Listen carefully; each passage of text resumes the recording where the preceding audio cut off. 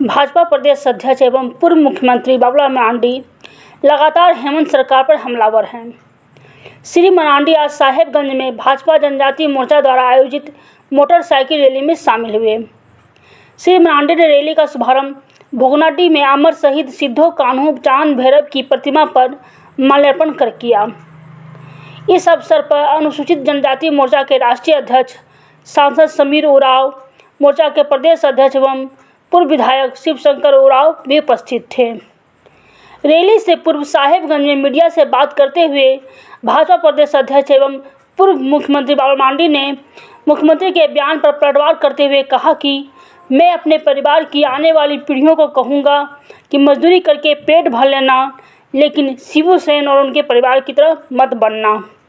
उन्होंने आगे कहा कि झारखंड से प्रेम करने वाला कोई भी परिवार या व्यक्ति अपने बच्चों को यही सलाह देगा कि शिबू सोरेन उनके आदर्श नहीं बन सकते हैं। हमें पूर्ण विश्वास है कि आने वाला 2024 के चुनाव, लोकसभा का चुनाव,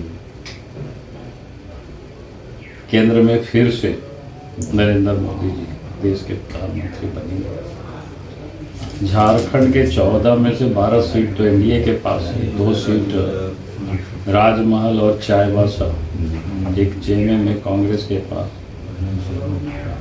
लेकिन हम पूरा विश्वास के साथ कह सकते हैं अगला चुनाव के बाद ये दोनों सीट भी भारतीय जनता पार्टी के खाते में जाएगा, एनडीए के खाते में जाएगा।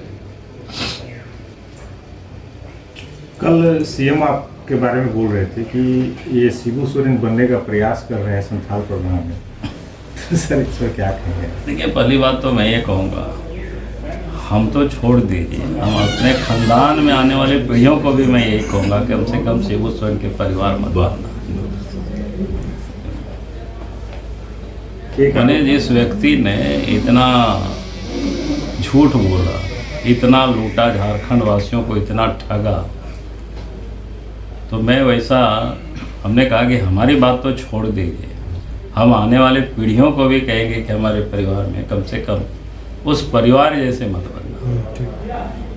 बाकी तो लोग खेत खलिहान में मजदूरी करके खा लो, खेती बाड़ी करके खा लो। उन्होंने ये भी कहा वो हमारे लिए अच्छा होगा, गर्व की बात होगी। लेकिन उस परिवार के जैसा, शिबू सोरेन के जैसा, हमारी बात छोड़ दीजिए। मैंने कहा कि हम अपने परिवार के पीढ़ियों को भी मैं यही बोल करके जाऊंगा कि उस जैसा मत बन। विपक्ष पे भी वार किया कि मतलब जो है सीबीआई ईडी को लगा दिया गया है, विकास रुक रहा है, ये प्रयास है सेंट्रल का कि अरे भाई, हमने कह रहे हैं कि अगर ईडी ने उनको नोटिस देते हैं और उन्होंने गड़बड़ नहीं किया है तो फिर भाग क्यों रहा है? जाना चाहिए, उनको बताना चाहिए कि भाई हमारे पास तो ये सारी प्रॉपर्टी है, इतना ही है। तो आदमी तो तभी भागता है ना जब वो गड़बड़ किए हुए रहते हैं, उनके पास कोई जवाब नहीं है। आप अगर लूटेंगे, आप अवैध तरीके से पैसे कमाएंगे, संपत्ति अर्जित करेंगे, तो फिर ईडी तो इसी काम के लिए है। ईडी का काम क्या है? जहाँ मनी लॉन्ड्रिंग होता है, अवैध तरीके से जो धंधे होते हैं, उस पैसे को पकड़ते हैं। और मोदी जी के राज्य में इन 9.5 वर्षों में 1 लाख करोड़ से अधिक की संपत्ति को जब्त कर चुके हैं। झारखंड में भी कई करोड़ रुपया नगद भी जब्त हुआ है, कई पैसे भी जब्त हुए हैं, और इससे पूर्व भी जब्त हुए हैं। वो तो उस समय हम लोग की सरकार तो नहीं थी, उस समय तो कांग्रेस और हेमंत, यही सारे लोग मिल करके सरकार चला रहे थे झारखंड में। मैं किसी का नाम नहीं ले रहा हूँ, आप सब लोग को पता ही है। तो इसीलिए ये तो कहना, तो आज झारखंड की जनता इस बात को जान रही है, भाग क्यों रही है फिर मुख्यमंत्री? अगर गड़बड़ नहीं किए हैं तो ईडी के यहाँ शामिल होना चाहिए।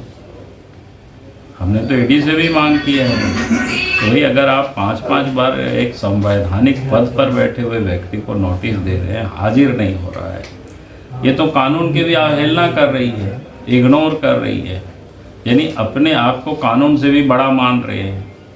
अगर जो व्यक्ति सर्वोच्च पद पर बैठे हो और कानून को वो ठेंगा दिखावे, फिर हमने कहा कि भाई विधि सम्मत उसके लिए जो कार्रवाई होनी चाहिए, कार्रवाई करनी चाहिए, ईडी को संकोच नहीं करनी चाहिए।